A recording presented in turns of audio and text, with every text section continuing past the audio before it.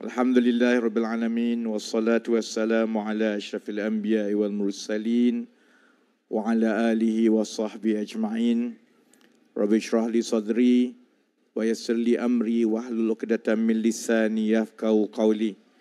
Saudari pengurusi majlis, sahabat-sahabat saudara Amiruddin Syari, insya-Allah kembali sebagai Menteri Besar Selangor.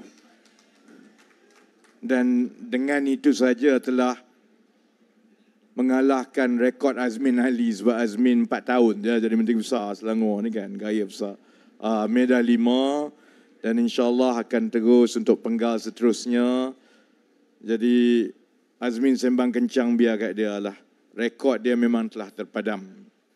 Saudara-saudara pimpinan yang hadir tadi, saudari-saudari pimpinan, tadi Datuk Wira Megat ada juga hadir. Saudara-saudari daripada Pakatan Harapan, daripada Barisan Nasional yang saya hormati sekalian. Saya tiap-tiap hari selalunya akan mula dengan liputan kempen di seluruh Malaysia. Dan saya dah jadi macam wartawan dah sekarang. Tiap-tiap hari saya tengok apa yang menarik untuk kita kongsi tentang liputan kempen. Sebelum saya mula menjawab mengenai isu-isu yang dibawa oleh lawan kita. Jadi hari ini ada beberapa perkara yang menarik mengenai kempen. Satu ialah mengenai manifesto. Jadi biasalah wartawan hari ini kira hari kedua berkempen. Wartawan mana-mana duk tanya calon yang pasal manifesto. Seorang yang ditanya saya tengok tu ialah calon selebriti bola di Kedah, calon di Gurun, saudara Badrul kan. Wartawan tanya dia, jadi apa manifesto anda sebagai calon di kawasan Gurun ini? Manifesto dia mudah je dia pelepah. Walaupun terima, semua kalau orang kita memang kena sepak dengan kita lah. Tanya calon, apa manifesto kamu? Jawab dia, undilah dulu baru tahu manifesto. Macam tu baik adik-adik pakcik je lah berkempen. Masuk je lah pilihan raya, tak payah, senang. Jadi saja calon untuk Perikatan Nasional ini, cerita isteri gantung tak bertali pun tak penting. Cerita bergaduh pun tak penting. Cerita manifesto pun dia kata undi dia dulu. Kalau dia bertanding untuk Presiden Persatuan Bola Kedah, aku undilah. Sebab memang dah terbukti dah dia boleh main bola. Untuk jadi wakil rakyat ni kita tak tahu lagi, sebab itulah masuk orang tanya pasal manifesto. Kemudian saya tengok di kawasan saya, di Don Pandan Indah. Wartawan tanya, ada 2 orang. Kebetulan pula tu wartawan pun pandai tanya betul-betul masa calon ada sebelah-sebelah. Calon Perikatan Nasional dengan calon daripada Pakatan Harapan dan Kerajaan Perpaduan, Saudara Izam.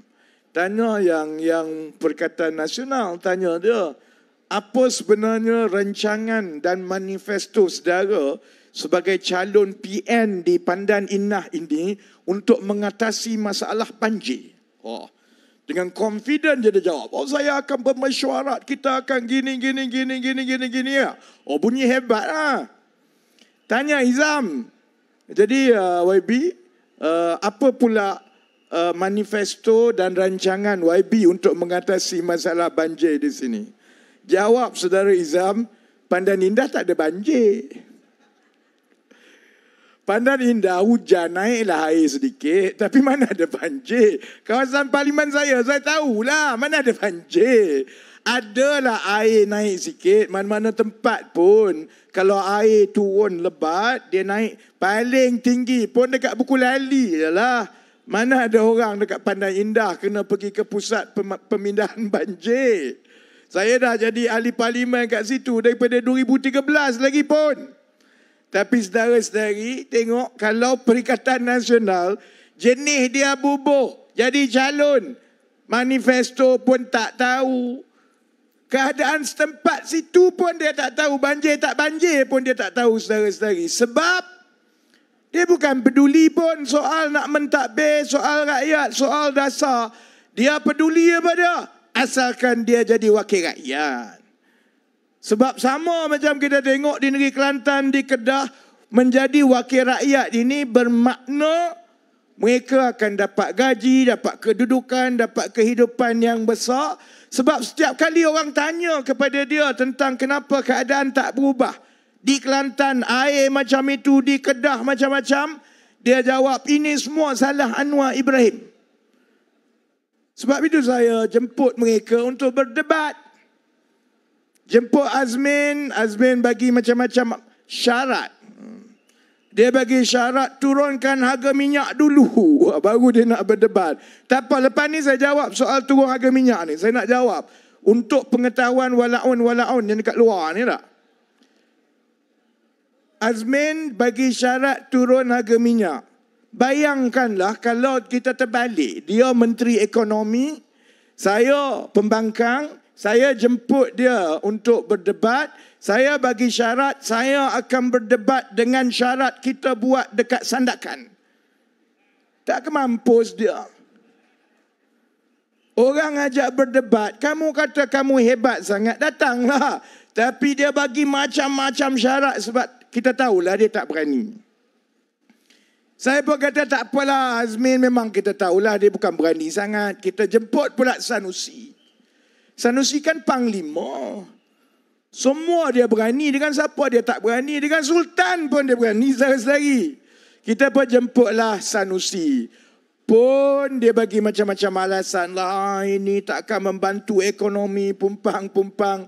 Dia ingat dia duk maki pelekeh, hina semua orang tu. Gigi aku pun dia hina. Amir punya inci pun dia hina. Anwar Ibrahim pun dia hina. Adik dia pun dia hina. Dia ingat yang itu boleh menaikkan ekonomi, membaiki kedudukan orang Kedah. Tak apalah, kita tahu panglima tak panglima, dia tak berani. Saya pun jemputlah. Tengok ni, tengok satu. Mantan Menteri Ekonomi pun tak berani. Panglima pun tak berani. Baik, kita cari siapa lagi dalam Perikatan Nasional ni. Kita cari teknokrat yang dia kata manusia paling cerdik sekali ada dalam Perikatan Nasional. Ahli parlimen daripada Bacok. Tak apa. Kalau dalam parlimen tu, dialah yang bajet dan acah paling hebat sekali. Mengalahkan Gubernur Bank Negara. Kalau dalam, tengok Zahir gelak. Sebab gaya dia gaya ahli parlimen TikTok. Yang dia peduli, macam ahli parlimen Bacok ni tak, dia naik, asalkan dia boleh tanya soalan kontroversi, dia letak kat TikTok. Jadi walaupun semua kata, oh hebat, cerdiknya lah teknokrat daripada PAS ni. Sebab dia tak tunjukkan, dia kena balon bila kita jawab. Dia tak tunjuk yang itu. Jadi sebab itu saya kata, tak apa. Azmin tak berani, Sanusi tak berani, kita jemput yang paling cerdik daripada semua kalangan yang kurang cerdik daripada Perikatan Nasional. Kita jemput ahli parlimen Bacok. Saya ingat dia memang pening macam mana aku nak buat dia, sudah. Akhirnya, orang duk tanya dia bertalu-talu 2 hari. Dia letak gambar, apa-apa dia buat pun dekat media sosial dia kena balon. Kau sanggup ke tidak, berani ke tidak, akhirnya dia pun jawab. Saya ingat ke dia nak jawab, dia nak berdebat lah. Dia jawab pantun saudara-saudari. Saya dulu, kita kan dulu lah, sekarang saya tak tahu kat sekolah ada lagi. Kan dulu dekat sekolah ada pertandingan debat, ada pertandingan forum remaja, ada pertandingan pantun, pesta pantun. Bayangkan kita masuk pertandingan debat. Lawan kita tengah berdebat. Dia yang lawan kita tu bangun-bangun dia berpantun saudara-saudari. Bayangkan memang hakim kata kau ni gila ke apa? Salah pertandingan. Ini pertandingan debat yang kau berpantun tu kenapa? Dia bagi alasan tak dapat surat. Saya dah hantar surat petang tadi. Saya nak tengok kok kona baring mana lagi ni teknokrat PAS ni nak menjawab lepas ni. Kalau dia tanya, sebab selama ini dia dok main sentimen dan berbohong dengan rakyat. Konon kerajaan perpaduan ini tak ada hala tuju ekonomi. Konon Perdana Menteri sebagai Menteri Kawanan tak erti buat kerja. Konon Menteri Ekonomi ni formula saja banyak tapi tak boleh pakai. Sebab itu saya ajak berdebat. Daripada kau sembang kosong saja belakang-belakang, buat apa? Mai datang depan supaya semua pengundi seluruh rakyat Malaysia boleh bandingkan apa rekod prestasi dan juga apa kamu nak buat dengan apa yang telah kami buat, telah berjalan dan akan kami buat. Sebab setakat ini kalau saya tengok bab-bab idea dan rekod prestasi ini, ada satu benda saja yang saya kena akui, Pakatan Harapan dan Barisan Nasional kalah dengan PAS. Satu benda je. Daripada dulu kita tak pernah menang bab ini. Bab bila masuk pilihan raya, mereka ada macam-macam ciptaan. Ada wow besar lah, ada kereta lah yang dengan logo PAS, ada datang dengan bot logo PAS lah, ada datang dengan meriam PAS lah. Yang itu kita kalah lah. Kita menang. Kalau bab itu pun kita masih lagi menang sebab dia duk bawa semua kereta kebal, bawa wow semua ni, semua nampak cantik tapi tak boleh pakai saudara-saudari. Buat wow besar apa, wow besar tumbang. Bawa drone pun, drone jatuh. Sebab akhirnya kita semua tahu rekod mereka sembang kencang tapi bila mentadbir kita boleh bandingkan Selangor dengan Kelantan. Sebab itu saya ulang berkali-kali, saya tanya, yang kamu nak sangat ambil Selangor, nak sangat menang Negeri Sembilan Pulau Pinang, kamu ni nak buat apa sebenarnya untuk negeri dan rakyat Selangor? Untuk Negeri Sembilan, untuk Pulau Pinang.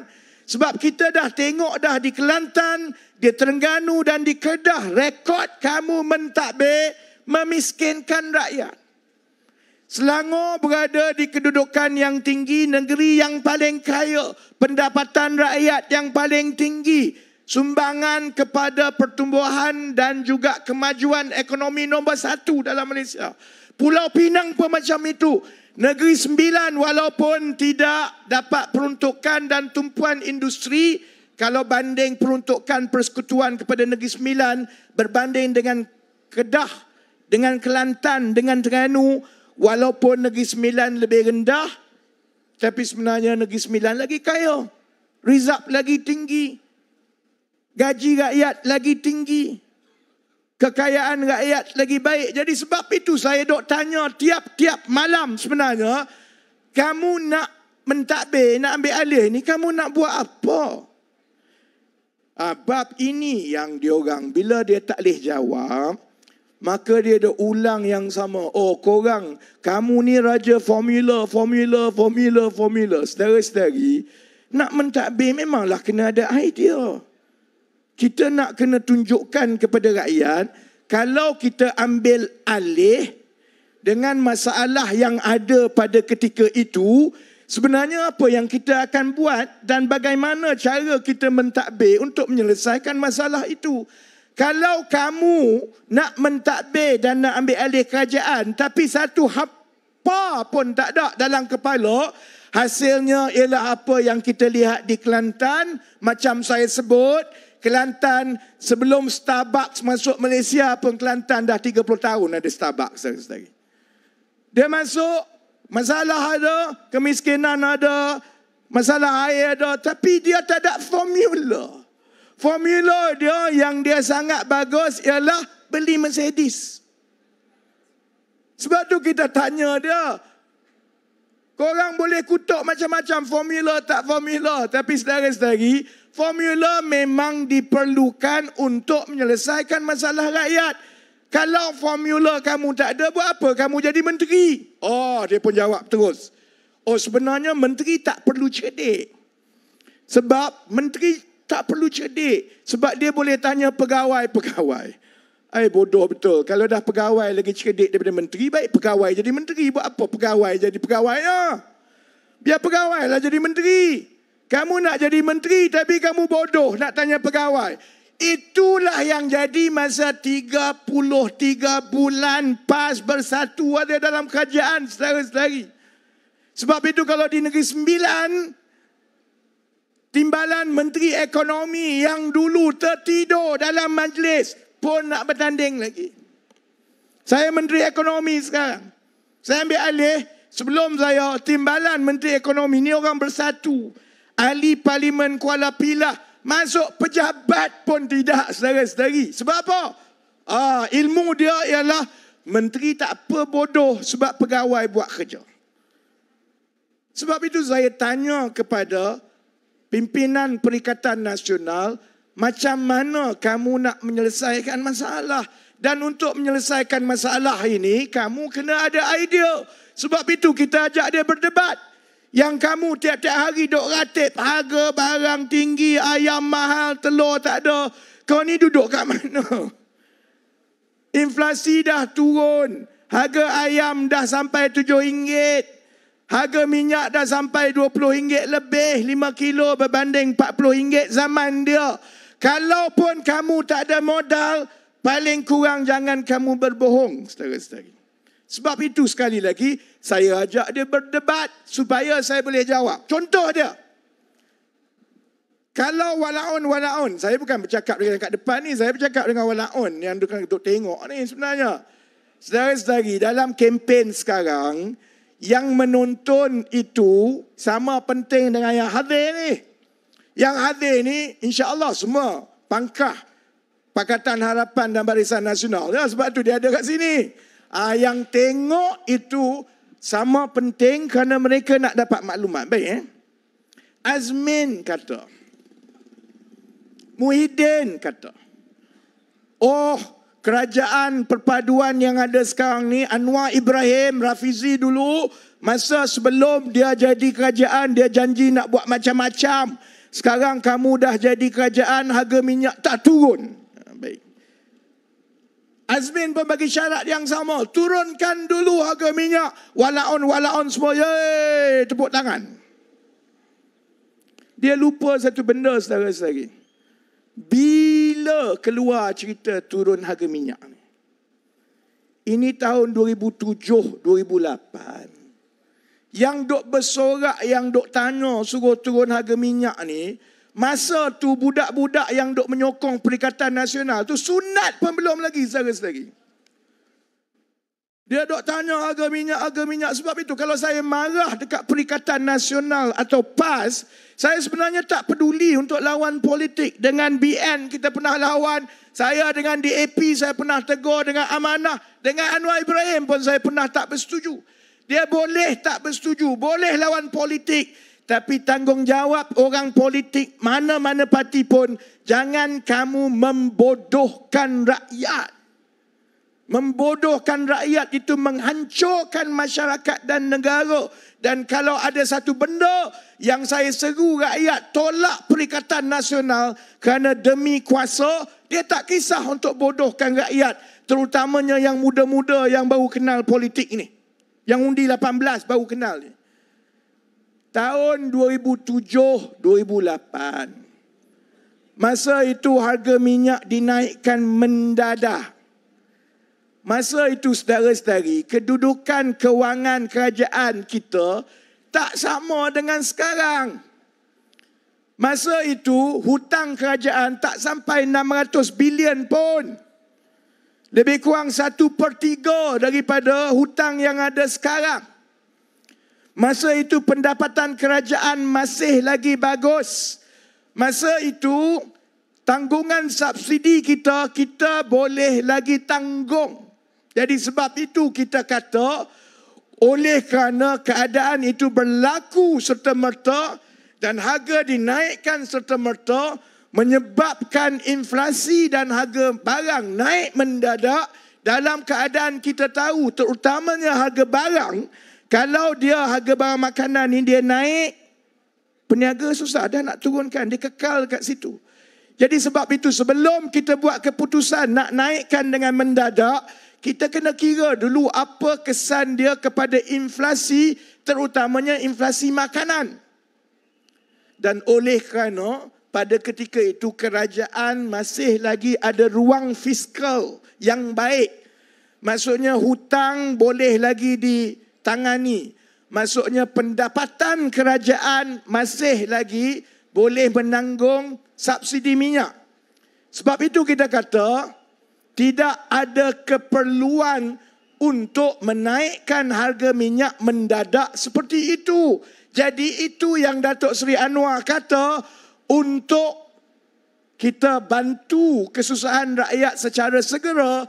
Kalau menang saja pilihan raya umum 2008, maka harga minyak akan diturunkan serta-merta. Baik, Saudara-saudara ingat tak parti mana yang ada dalam kerajaan, dalam Pakatan Rakyat tahun 2008 tu? Ada PKR, ada DAP dan ada PAS.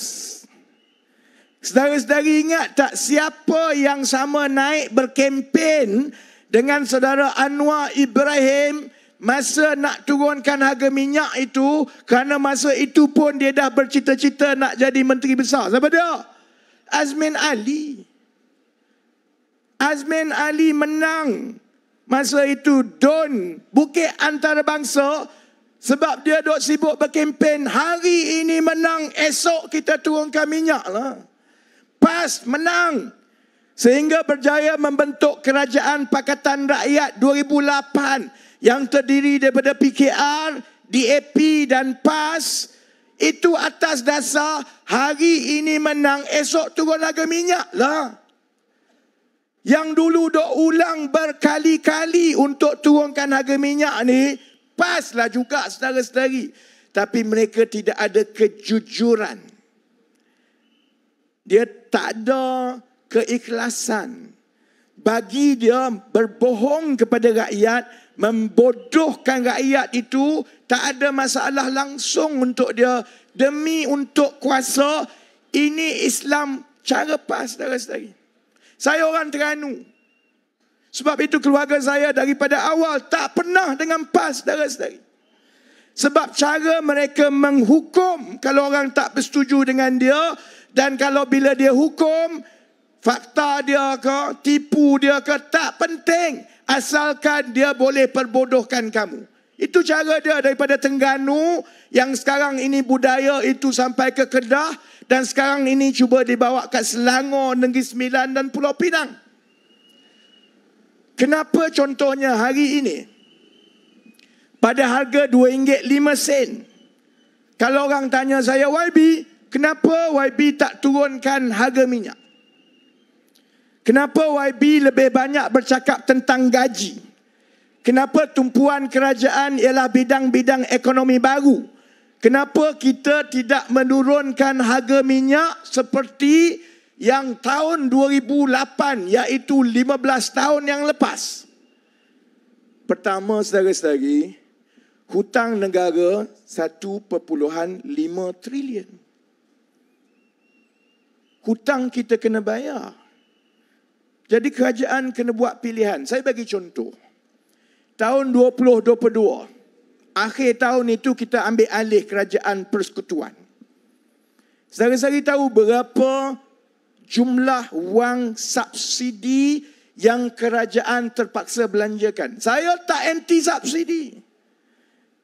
Saya dulu, masa zaman Datuk Seri Najib dulu nak potong subsidi dan apungkan harga minyak, saudara-saudari tahu, saya orang pertama yang kata kita kena kekalkan subsidi minyak untuk rakyat. Tapi subsidi itu kena berpada-pada. Jadi pada RM2.05, berapa subsidi yang rakyat, yang kerajaan tanggung untuk setiap 1 liter minyak sekarang? Azmin tahu ni sebenarnya. Tapi dia buat-buat kabur sebab hidup dia kabur, saudara-saudari. Berapa untuk 1 liter minyak bila kita isi RM2.05? Berapa yang ditanggung oleh rakyat, oleh kerajaan? RM1, saudara-saudari. Harga minyak RON 95 yang kita bayar sekarang ini, harganya hanyalah 2/3 daripada harga sebenar. Harga sebenar sekitar RM3.10. Kalau kita nak turunkan harga minyak, kita kena tengok pada kadar RM2.05, setiap 1 liter RM1, berapa jumlah wang yang kerajaan belanjakan untuk mengekalkan harga pada RM2.05? Untuk RON 95, sekitar 25 bilion setahun. Tahun lepas, subsidi RON 95, subsidi diesel dengan subsidi elektrik mencecah lebih 80 bilion setiap tahun. Berapa sumber wang pendapatan kerajaan? Lebih kurang 300 bilion lah, lebih kurang. Campur tolak semua lebih kurang 300 bilion. Jadi kalau kerajaan dah kena bayar subsidi sampai 80 bilion, bayar lagi interest atas hutang lebih kurang 30 bilion, bayar gaji pekerja semua beratus-ratus bilion, bayar sewa, bayar perbelanjaan kerajaan, akhirnya duit tu habis semua. Jadi macam mana kita nak bantu rakyat untuk naikkan gaji? Macam mana kita nak bantu rakyat untuk bina lebih banyak rumah-rumah? Macam mana kita nak bina program basmi kemiskinan yang mengubah kehidupan rakyat? Sebab itu dalam keadaan sekarang, pada harga minyak mentah $80 satu tong, yang bermakna setiap 1 liter kerajaan kena bagi RM1 untuk mengekalkan harga pada RM2.05. Kalau nak menang pilihan raya, saudara-saudari, mudah je. Saya dengan Datuk Seri Anwar Ibrahim kata, jom kita turunkan harga minyak 20 sen. Habis semua orang akan undi, insya-Allah. Tapi maknanya akan ada gaji cikgu yang dipotong. Akan ada perumahan-perumahan rakyat termiskin yang tak berjalan. Air, bekalan air di Kelantan, di Sabah, bekalan air di Selangor kita tak dapat perbaiki. Anak-anak yang masuk universiti kita tak boleh bantu. Jadi saudara-saudari, beritahu saya, yang mana sebenarnya yang lebih bertanggungjawab ni? Pakai duit tabur macam mereka buat nak masuk PRU 15 yang lepas, terutamanya di Terengganu untuk menang, ataupun kita terpaksa berhempas pulas berkempen macam sekarang untuk mencerdikkan dan mencerahkan rakyat bahawa kamu jangan ambil jalan pintas untuk keluar masalah. Kita sampai ke peringkat hutang 1.5 trilion. Subsidi sampai itu saja, tak boleh buat benda lain, 80 bilion. Hutang sampai 30 bilion tiap-tiap bulan tahun kena bayar. Sebab pentadbiran sebelum ini mengambil jalan singkat. Nak menang, bagi duit. Nak tunjuk bahawa ekonomi ini maju, buat projek-projek besar, buat 1MDB, buat ECRL, buat MRT. Sedangkan projek itu semua rugi dan kita kena menanggung beban hutang sampai 40 tahun akan datang, saudara-saudari. Jadi kalau saudara-saudari berada dalam tempat saya, macam juga dengan Datuk Seri Anwar, sama juga dengan kawan-kawan daripada Barisan Nasional GPS dan GRS. Kita disatukan oleh satu matlamat. Tak boleh dah buat macam itu. Kalau bermakna kita kena masuk, kita kena yakinkan rakyat, kita kena ajak supaya kita kena pandai berdikit-dikit untuk kita senang, kita kena buat. Sebab kita dah lihat macam mana rakyat bila dicandukan dengan soal bagi duit, soal janji nak masuk syurga, soal mudah-mudah ni, hasilnya kita dah tengok di Kelantan, saudara-saudari. Kita dah tengok. Dia tak ke mana juga. Dan satu hari nanti kita akan menang. Saya yakin kita akan menang di Kelantan. Kalau tak sekarang, pilihan raya akan datang, kita menang. Sebab mustahil rakyat Kelantan boleh menanggung air Starbucks untuk 5 tahun lagi. Mustahil rakyat Kelantan boleh tengok hidup susah banding dengan Selangor, peluang pekerjaan lebih banyak di Selangor. Anak-anak muda di Kelantan semua duduk kat Selangor. Mak ayah nak tunggu, tengok anak kena tunggu masa pilihan raya, saudara-saudari. Masa raya balik jam satu negeri sebab semua anak-anak muda duduk kat luar. Saya yakin orang Kelantan akhirnya boleh nampak, tetapi bila kita ambil alih kerajaan perpaduan, ambil alih contohnya negeri Kelantan, kita ambil alih dalam keadaan yang parah. Hutang teruk. Perbelanjaan banyak kena buat. Dalam keadaan sebenarnya, kalaulah kita mula daripada sekarang, insya-Allah saya yakin kita boleh ubah sedikit demi sedikit, walaupun cara itu payah. Baik. Sebab itu, kita perlu berdebat. Mereka kata kerajaan perpaduan gagal menguruskan ekonomi. Dia kata kerajaan perpaduan tidak ada hala tuju ekonomi. Kalau betul kami gagal, kalau betul kami tak ada hala tuju, bukankah cara terbaik untuk memampuskan kerjaya politik saya ialah datang berdebat dengan saya lah. Kalau kamu rasa kamu cerdik sangat, tahu sangat nak buat, datanglah berdebat. Sebab aku kan tak cerdik, tak tahu, tak ada hala tuju. Sebab itu saya nak tunggu syair ni, apa nama dia, ahli parlimen Bacuk ni, nama pun tak tahu dah. Saya tunggu dia sebab saya nak tengok, saya nak tanya, kita dah bentangkan hala tuju ekonomi kita. Ekonomi madani setakat ini tidak ada satu kritikan besar pun, baik daripada pasaran modal kita, baik daripada pelabur antarabangsa, hatta apatah lagi daripada Perikatan Nasional sendiri. Tak ada.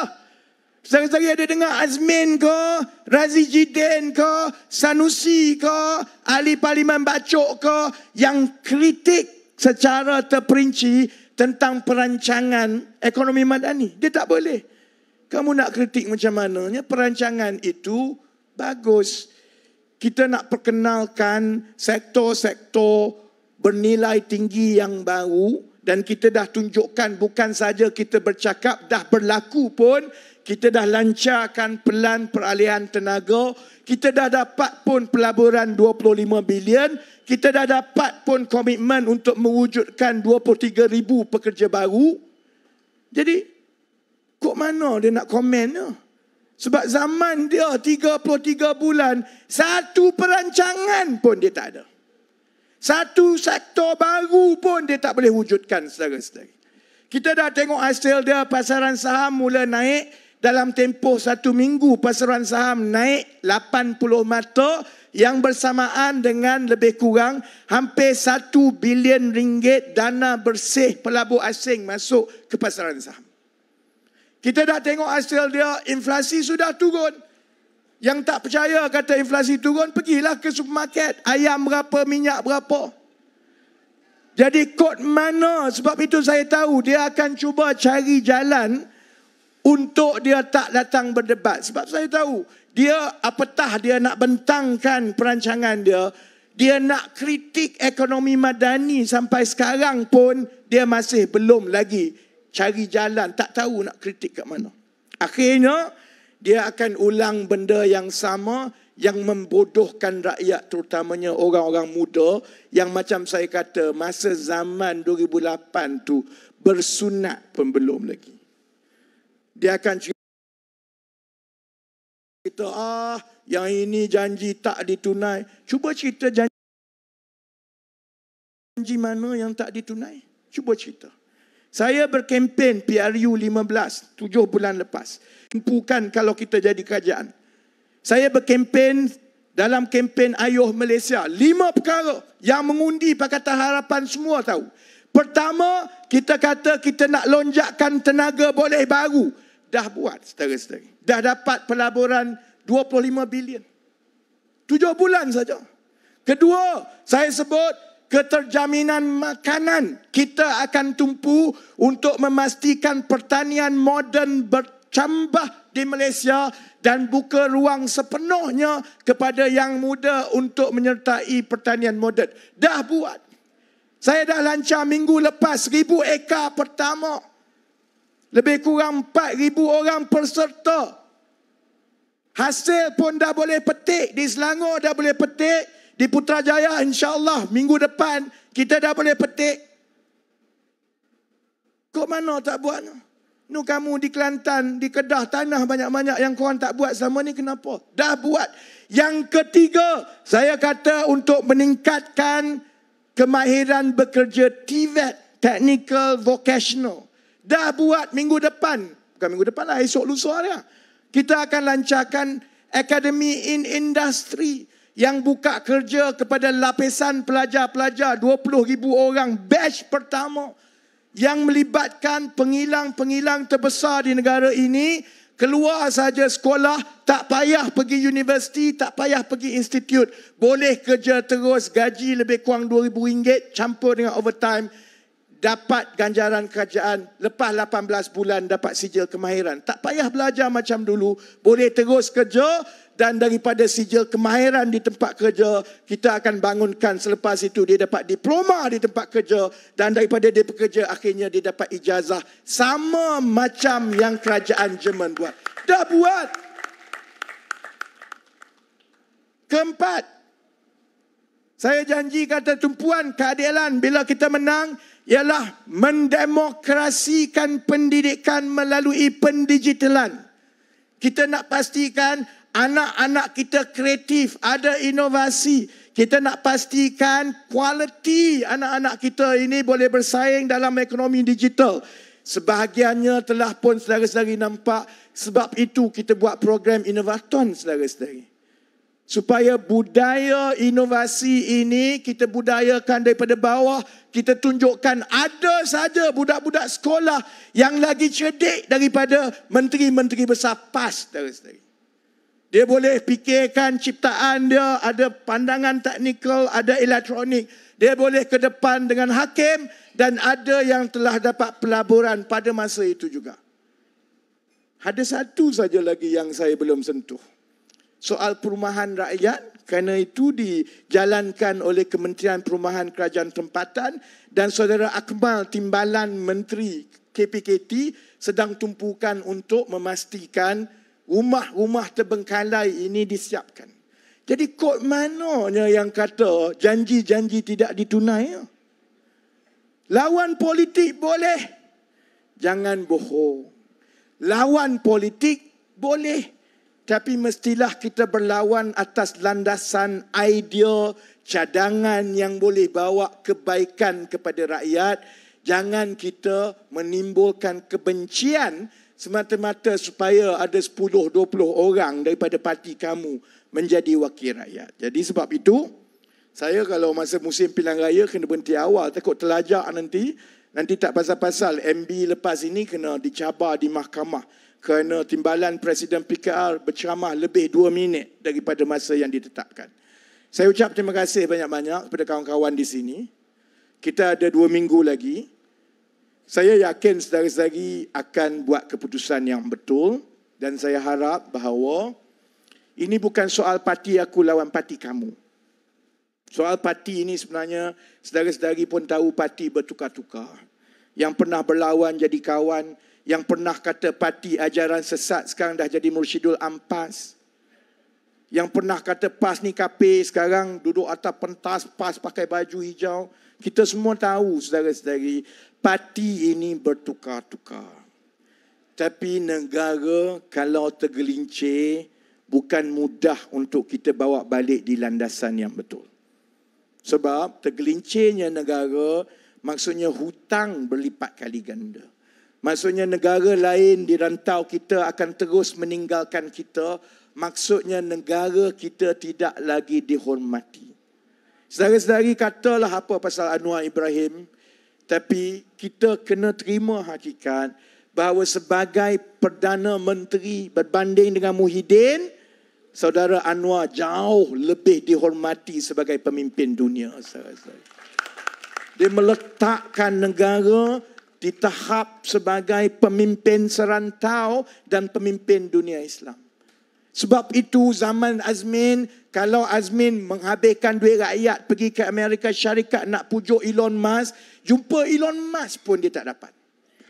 Paling hebat dia ambil gambar selfie depan pejabat SpaceX. Bukan aku tak tahu. Habis ratus-ratus ribu pakai duit rakyat. Masuk pejabat pun saya tak tahu ambil gambar selfie depan SpaceX. Busuk-busuk Anwar Ibrahim yang kamu duk kata ini walaupun duk maki semua.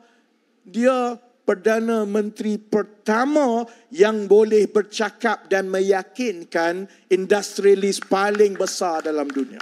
Negara kita di landasan yang baik, kita semakin dihormati. Bila kami lancar pelan peralihan tenaga, pelabur antarabangsa mengatakan bahawa Malaysia berada di kedudukan nombor 1 untuk menjadi pemimpin rantau ini dalam peralihan tenaga. Saudara-saudari, kita ada landasan yang baik. Sebab itu saya sebenarnya dia tak ada kesan ni pilihan raya negeri kepada kerajaan persekutuan. Sedikit pun tak ada kesan. Tapi kita nak teruskan momentum ini dan kita nak hentikan pembodohan rakyat supaya kita boleh tumpu untuk kita bina balik negara kita supaya kerajaan perpaduan, satu-satunya kerajaan yang menggabungkan semua yang boleh bawa kita ke depan. Kerajaan ini diberi ruang sebaiknya untuk kita membela nasib rakyat dan menaikkan martabat negara kita. Jadi dengan itu, saya ucap terima kasih kepada yang hadir. Saya pun memang nak balik esok, saya kena mula pukul 7 pagi kat pejabat kan. Jadi insyaAllah saya doakan yang terbaik. Grand finale kita pun insyaAllah di dalam Gombak. Jadi kalau saya ingat, saya ada satu lagi jadual di Gombak sebelum grand finale. Dan kalau kita tak jumpa di satu lagi jadual di Gombak, InsyaAllah kita jumpa masa grand finale 1 hari sebelum kita keluar mengundi, saudara-saudari. Jadi, terima kasih banyak-banyak. Kita doa-doalah teknokrat hebat daripada Bacok ini akhirnya ada keberanian sedikit berbanding dengan senior-senior dia dalam parti untuk berdebat dan tampil dengan rakyat. Itu insyaAllah pada 9 Ogos, 4 hari sebelum kita mengundi. Jadi dengan itu, terima kasih banyak-banyak. Saya sudahi kepada sahabat-sahabat Sese, Nandri, Wanakam, wabillahi taufiq wal hidayah. Wassalamualaikum warahmatullahi wabarakatuh.